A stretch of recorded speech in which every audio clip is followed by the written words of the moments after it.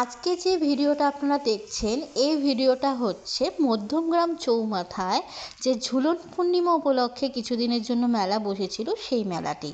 তো আমি ওই দিন অফিস থেকে বাড়ি ফেরার সময় জাস্ট এখানে একটু ঘুরে দেখতে এসেছিলাম যে এখানে কী কী স্টল বসেছে। তো এসে দেখি নানান ধরনের, এখানে তো অনেক কিছু স্টল বসেছে, পিঠে পুলিরও স্টল বসেছে। তো সেখান থেকে কিছু এদিক ওদিক করে তাকিয়ে তারপরে কিছু জিনিস এখান থেকে নিয়ে নিলাম। বাড়ির দিকে যাওয়ার সময় টুকটুক করে খেতে খেতে যাব, আর বাড়ির জন্যও নিয়ে যাব। তো এখান থেকে নিয়ে এবার একটু এগিয়ে গেলাম।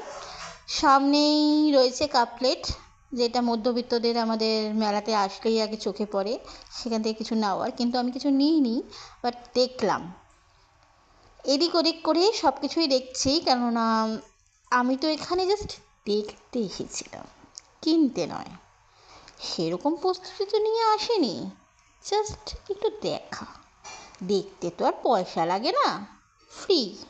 কিন্তু বলছিল সেটা যে দেখে যান, দেখতে তো আর পয়সা লাগবে না। তো যাই হোক, এখানে অনেক সুন্দর সুন্দর বাচ্চাদের বই, নানান ধরনের ডিজাইনার ব্লাউজ, খুব সুন্দর সুন্দর কানের হারের সেট, অসাধারণ সব কালেকশন ছিল। হ্যাঁ, দামটা একটু বেশি ছিল, কী আর করা যাবে, এরা তো টাকা পয়সা দিয়েই এখানে বসেছে, দাম তো বেশি হবেই। তো তাই জন্য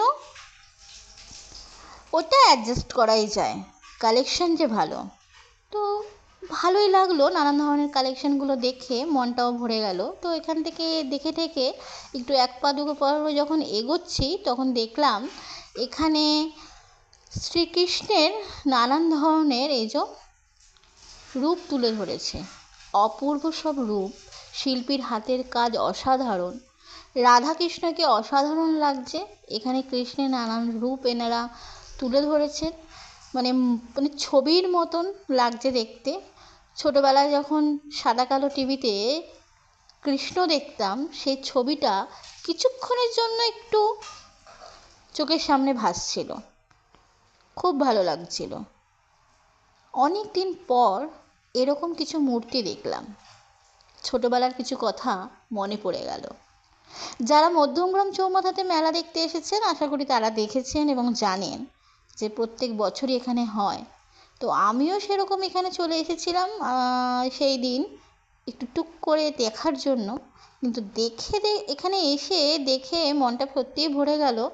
আর বুঝলাম যে হ্যাঁ, অপূর্ব সব এখানে সাজানো গোছানো, একদম মানে যেটা ভাষায় প্রকাশ করা যায় না, যেটা সামনে আসলে দেখে বুঝতে হবে।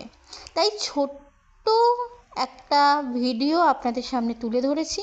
আর এখানে দেখুন, আবার ঘুরে ফিরে জামা কাপড়ের দিকে চলে আসলাম একটু নাড়াচাড়া করতে। নিতাম না বা নিই, তাও মন মানে না। এই যে বললাম পিঠে নিয়ে কথা, যে পিঠে নিলাম, তো পিঠে নিয়ে চলে এসেছি এখানে।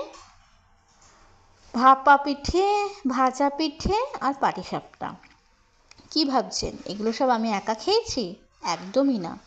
আমার পাশে কিছু মানুষ রয়েছে যারা দিদির প্রসাদ খাওয়ার জন্য বসে রয়েছে, কিন্তু ক্যামেরার সামনে আসতে চায়নি। তাই তাদের জন্য একটু রইল, আমিও খাবো, তাদেরকেও দেবো। ভালো থাকবেন।